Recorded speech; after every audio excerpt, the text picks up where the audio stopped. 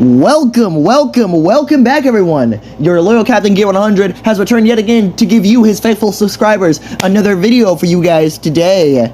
In today's video, well, okay, I'm gonna tell you guys right now, last night, or what would have been earlier this morning or some shit, because it was like, I don't know how, it was like 2 to 1 in the morning when I did it. You guys saw me do another Black Myth Wukong gameplay.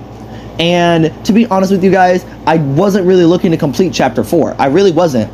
But I did, and now we're on chapter 5. But I'm not going to be doing any gameplay of that until this Saturday. So tune in this weekend for this Saturday for the Black Myth Wukong. I'm going to be starting at like maybe 10 to 11 again, like I did before. So check I think it was Pacific time, Central Pacific time. I think that's what time zone I'm on. Cause yeah, I'm in South. Yeah, we're South America. Yeah, we're South America. So, okay, yeah, sure. No, Central Pacific time. It's kind of hard for me to tell. Okay, I live in Texas. Just look up the time zone for that, and then check out like what time period that is for you guys. And if you can tune in this Saturday for chapter 5, then I will be eternally grateful for that. We're so close to the end game, y'all. So close to the end game. Now, I will be doing New Game Plus because I know that's an option in this game. But put down in the comment section if you guys want to see me do New Game Plus, see like exactly how my journey goes in that, or I can just leave the gameplay off after finishing the game. I'm still going to continue it on my own time, but at that point, you guys just won't see it. But anyway, since we're talking about Black Myth Wukong so much, a faithful subscriber named Kenny gave me so many great ideas that I just had to do his what if today. Don't worry, you guys, I will get to the other what ifs. Cursed Speech, aka like, the brand newest New Order Deku is still coming out. I just needed to get this what if out because Black Myth Wukong is just so popular right now, and I'm so hype about it that we just got to do a Sun Wukong Deku. So this is basically Sun Wukong Deku Part 1. But this is going to be such a hell of a calamity, so we need to get started as soon as possible. This is going to be early life, so don't expect too much excitement, but just know it is still a thing. Alright, with that being said, y'all, y'all ready? I'm ready. Cue the intro. Hey Ross, sauce it up.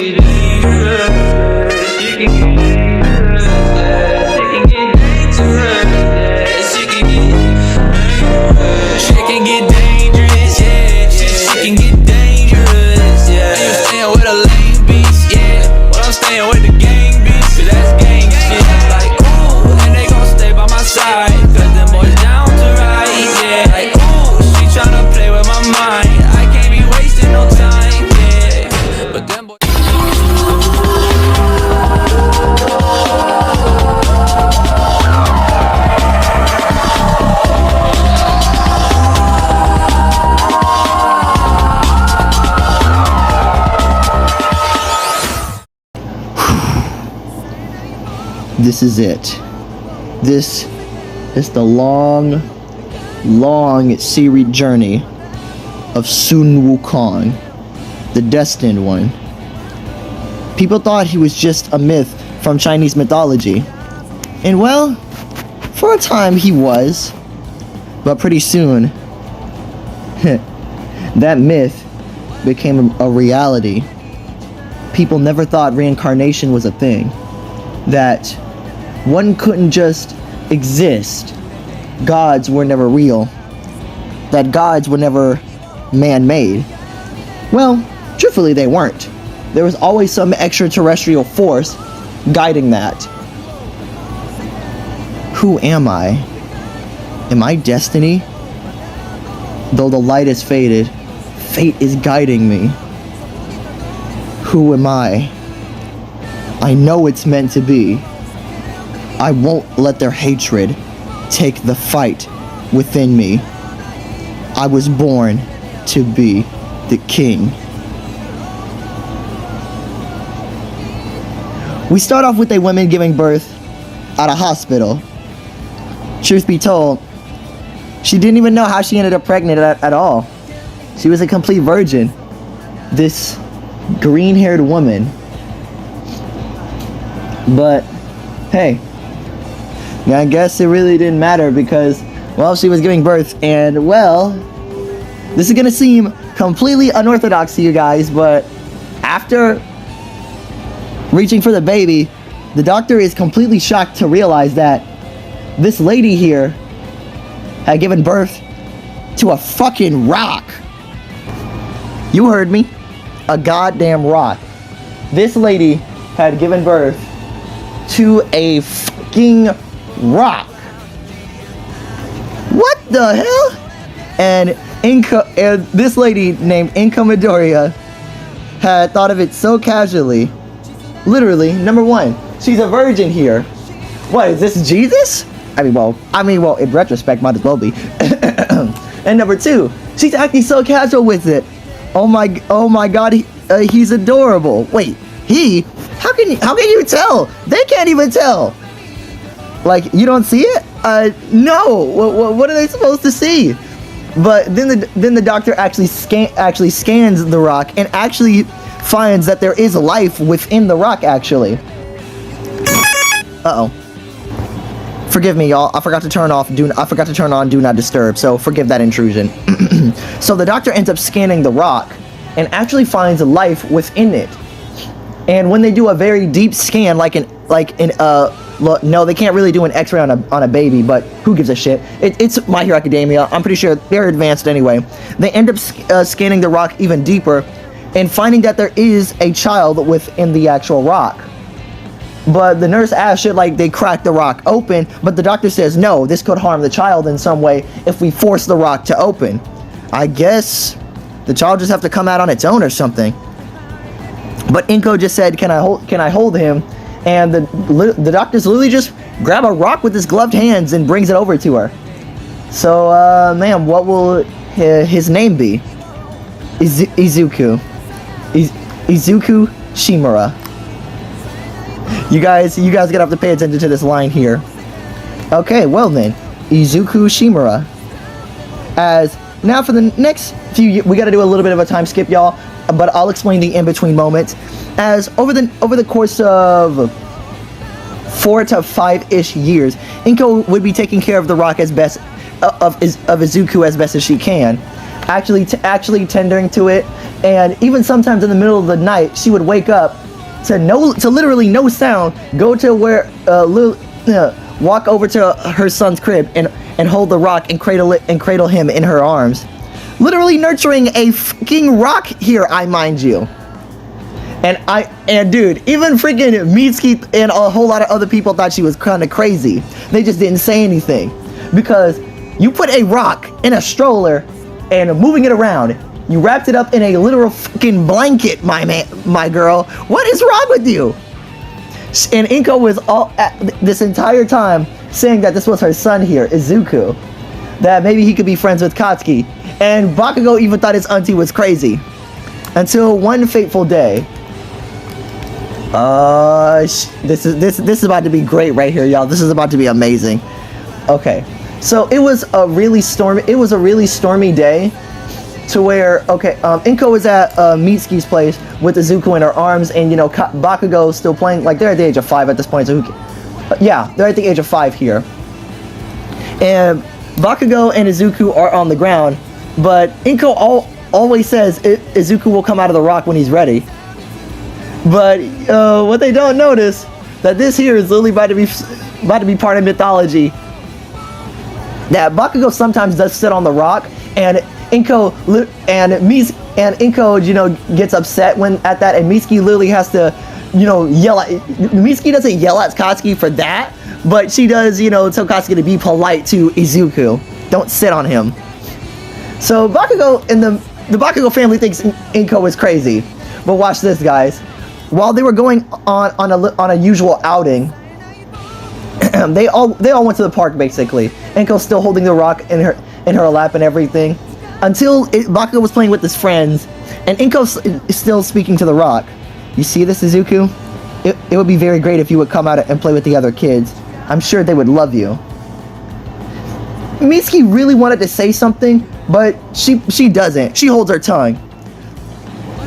And Inko can actually feel something, like, Mitsuki, like Izuku, he just moved. Here, feel. Inko, I'm not as Inko would literally grab Mitsuki's hand and place it upon, Izuku. And Inko, she stops mid-sentence as she actually feels something What the? As Masaru, looks on at his wife to see what's going on, to playing into this delusion. Mitsuki, are you alright? Masaru, place your hand upon Izuku. What? Place your, as she, literally grabs his hand and places, Mitsuki, what are you? Oh my gosh. They felt the rock pulse. It was like a pulse coming off of it. Almost like a heartbeat. As Bakugo sees his two parents over there placing their hands on it, what the heck is going on? As he runs over and asks what's wrong. And Inko just tells him Izuku is moving.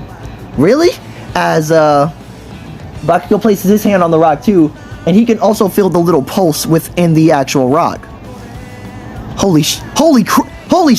Katsuki, language! I'm sorry, but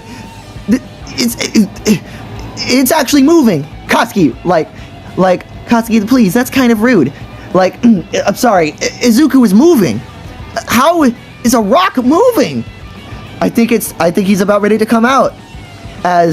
Wait, really? Yeah, gross. Sorry, had something stuck in my teeth.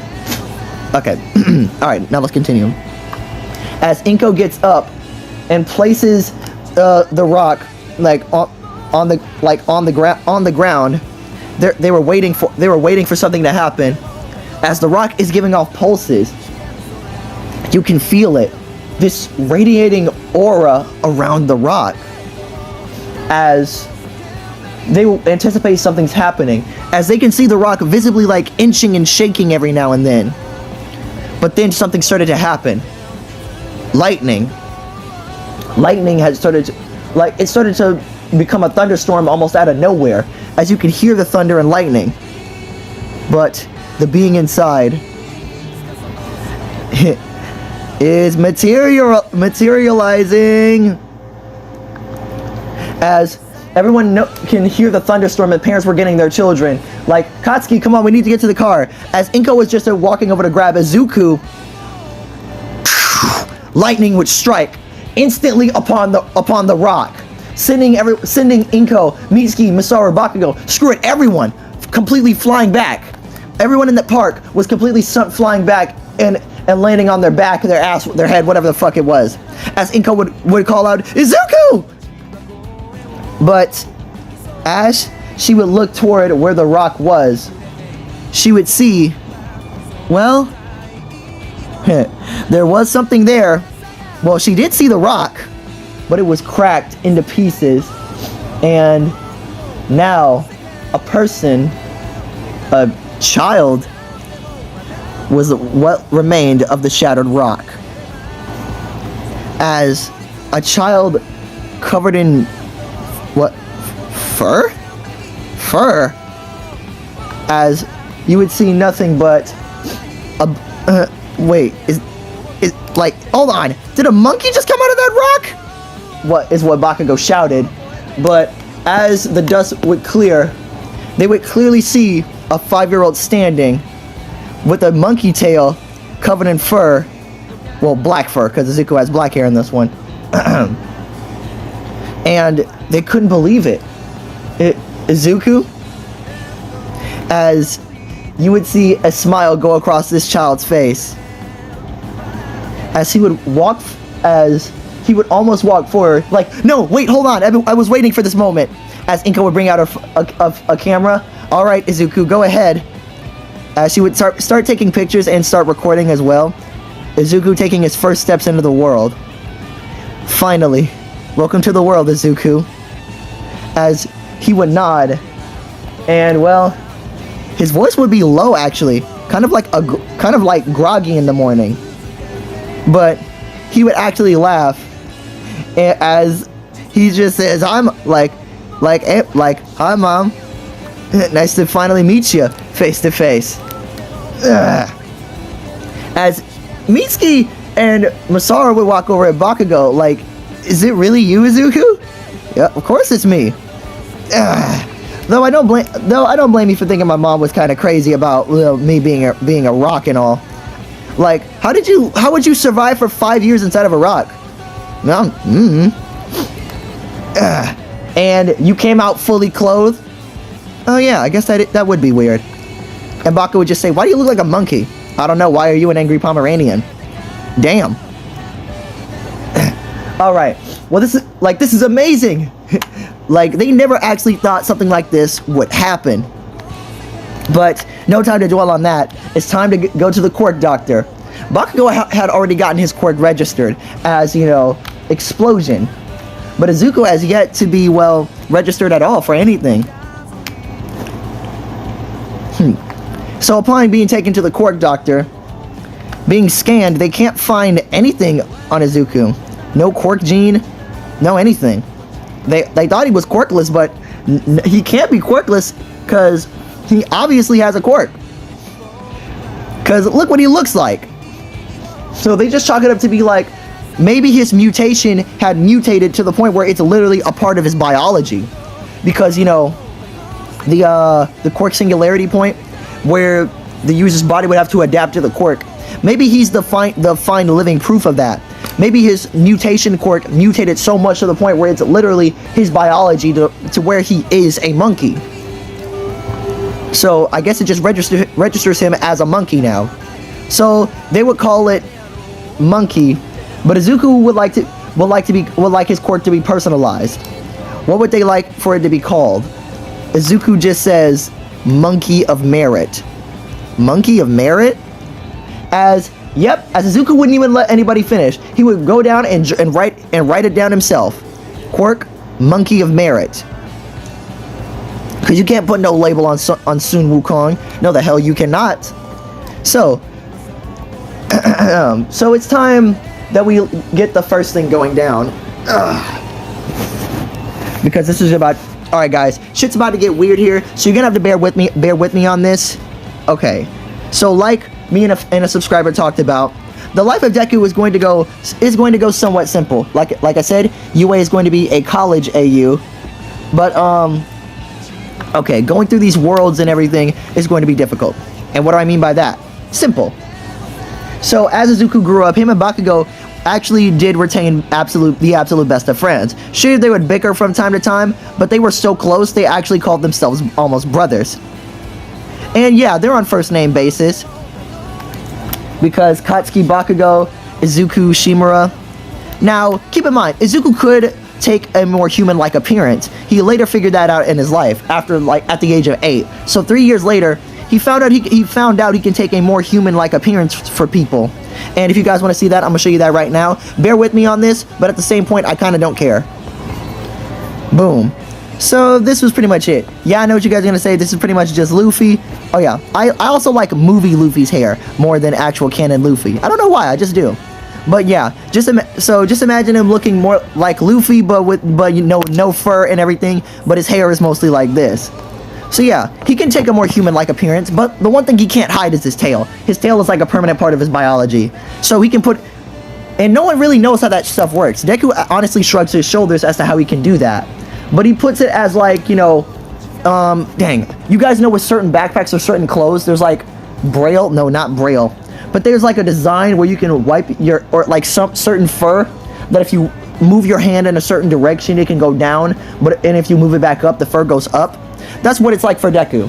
So it's like he moves his arms in a downward motion on his body. His fur just goes down, and honestly, it gives off just regular skin. So he literally puts his fur down. But if he were to slide his hand back up to his arms and everything, kind of like you're trying to move your hair up, his fur would pop back up again. But honestly, he doesn't really care, so he prefers to just let his always let his fur be up.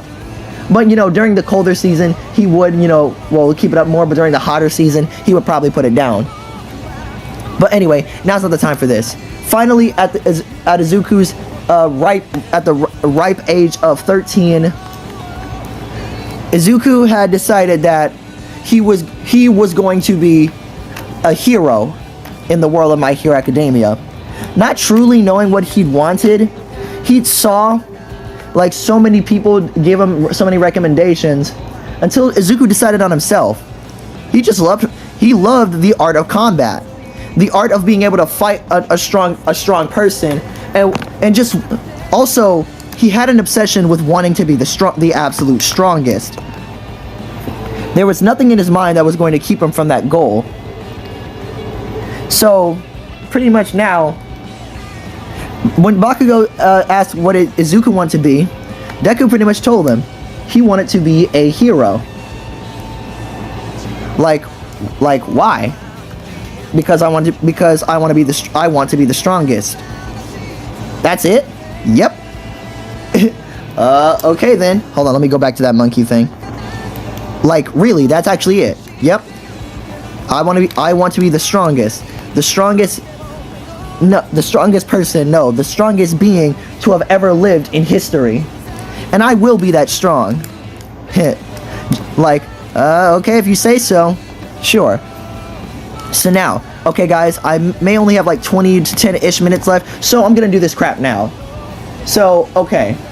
While Izuku was actually, you know what, Izuku was just out and about. Honestly, for some reason in My Hero Academia, parents just let their kids go wherever they want. I found that weird. Even as children of like 4 or 5 year olds, no chaperoning, just go out and play, I guess. Weird. But anyway, while Izuku was out, he okay, hold on. You guys have to bear with me here because I'm kind of trying to go off of blanks. I got it. He would come across a certain he would be at the beach, basically. Yeah. Izuku would be at Dagobah Beach. He cleaned this place up years ago. And he went to a secret part of Dagobah Beach and deemed it as his personal safe haven. On this world. Well, on this world. You know, he would explicitly say, on this world. I deem this place my personal safe haven. And this part of Dagobah Beach was actually amazing, if you guys didn't know. Also, I have my own ship idea, so you guys it's gonna be crazy when you guys figure that out. I might introduce it in chapter 2. I mean, yeah. You know what? Yeah, this will be the first what if that I'm gonna deem in chapters. This is chapter 1. No. Born anew. Yeah, Sun Wukong Deku. Chapter 1. Born anew. As Izuku would be on this part of Dagobah Beach, he would see the ocean wash up a certain stone in front of his foot. As he would pick it up and say, "Huh, yeah, good enough." As basically with his freaking fingernails, mind you, he carves a writing into it, and it would be the Japanese word of home. Damn. As Izuku here, as he would toss the stone up and down into his hand, the stone would actually gain a certain aura. As Izuku, even though Izuku just carved into it with his fingernails, the writing within the stone would turn to golden. And Izuku can get a certain vibe off of this. Home. As Izuku would hold the stone closer to his heart, he would feel a sense of familiarity. I don't even know how to say it right, but familiarity. As he would bring the stone in his right hand, he would bring the stone close to his chest, and in his left hand, you can see him make a certain hand motion, his ring finger and his pinky finger down, while his thumb is inward of his palm. His middle finger is kind of bent, but his pointer finger is straight up. As Izuku would seemingly disappear completely into thin air until Inko back at home making dinner. Yeah, Deku has his own house. Don't worry about how, he just does. As Inko is inside, she would hear something going along the lines of shh, as it would be like a beam of light, as she would go into the kitchen and see what looks to be a string of something, a string of light, as immediately ping, Izuku would appear out of nowhere, out of completely seemingly thin air. What the? Izuku! Mom? How did you... Like, I don't know. Izuku lifted looked at the stone that was back into his fingers. Home. Holy. This would be insane. As Izuku wouldn't be able to believe this, what he had just done. But this place is going to be... This is amazing. He loved this. His powers are much more complex than meets the eye. Izuku, we need to go to the Quirk Doctor. No. What? No Quirk Doctor is needed. I need to figure this out on my own, Mom.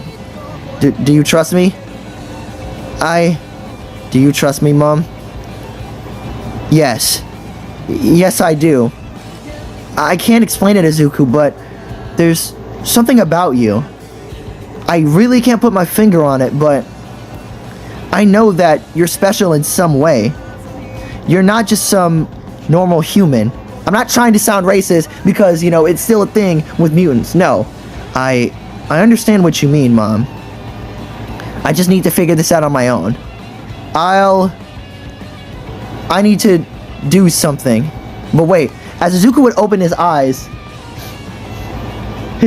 would shine, actually. As if this is what it was waiting for. One sec, guys. But as Izuku's eyes would shine bright. Brighter than ever. As then... Izuku, what did you do? Huh? Look at that. As Izuku would turn around and he would see something. A portal? But this doesn't look like anywhere in Japan. This looks like to a whole new world. One sec, y'all. I'm making this up as I'm going, so you gotta bear with me. Don't take this image completely into context to where he's going, guys. This is not, said for say. I just couldn't find what I needed. As Izuku would step towards it. Wait, Izuku! Yes? You're not... I don't want to be... I know this is what you have to do. I can feel it myself, but... You're still my son, and I don't want to be... Shh. As Izuku would hug his mom. I know, Mom. I promise, I will be back. I won't leave you alone. Okay. But don't be gone too long. Well, at least have your favorite food before you go. Sure, Mom. As they would have Izuku, as it would just be freshly made katsudon, and Izuku would eat it very quickly. Nothing's better than your cooking, Mom. Just come back, please. Come back. I will. Keep in mind, he's only 13 while he's doing this. As he would step through the portal, and Izuku, the Inca would ask, how would you get back? As I teleported in before, and as he would lift the rock to show her, you're always close to my heart, Mom. I will be back. Okay. Bye, Mom. Goodbye, Izuku. As the portal would close behind him. Well, in front of both of them. But in the world of My Hero Academia, everything seems to have just stopped. Seems to have a giant Mahoptima cast upon it. Or, as those that may not know that word, let me give you an insight as what happened to the world of My Hero Academia. Zawodo! Time has been completely frozen on that plane of existence. Izuku has left his home realm, but now he's in a land where he knows nothing about. This world is a lot more beautiful than Japan. Damn, or any place. Hell, is he even on Earth anymore? Who knows? As Izuku would look around and see all these banters, absolutely everything, he wouldn't know what this is. What is going on here? As something within Izuku would re-spark again. Izuku's body started to glow that amazing and fantastic aura, causing people to actually turn to look at him, noticing him for the first time. They wouldn't know what's going on. Hell, not even Izuku would know what's going on. But, boom. Something within Izuku had just changed. Izuku's power has awakened and surfaced. Now let me introduce you to the broken bits of Sun Wukong, Chapter 1. Alright, y'all, we're in the first bit. Omnilingualism. I know I butchered that so bad. Omnilingualism. Omnilingualism. I don't even know if I said that right. Man, anyway, whatever. Initially speak and understand any language fluently. This will be perfect. I really don't need to explain any more of that, because his body automatically set for him to understand what's going on here. Because if you guys don't know what world this is, I'm about to tell you before I end the video off. But just know, because if they're speaking the tongue of old, how the heck is Izuku gonna understand that with his modernized language? That's only one. We still got, I think, 2 more left to go.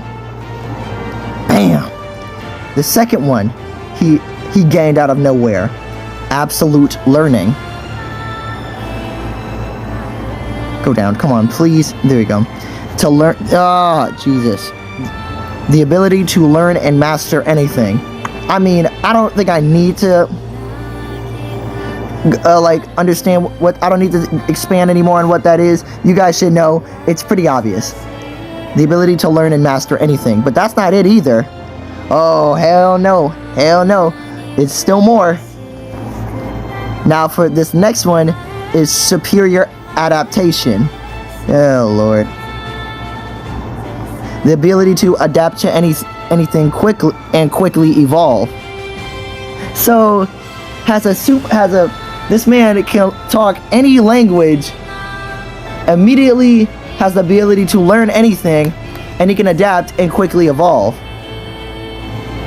Oh, but that's still not one more thing. I think there's one more thing left before I can tell you guys, but let me go back and look again. Omni Mastery.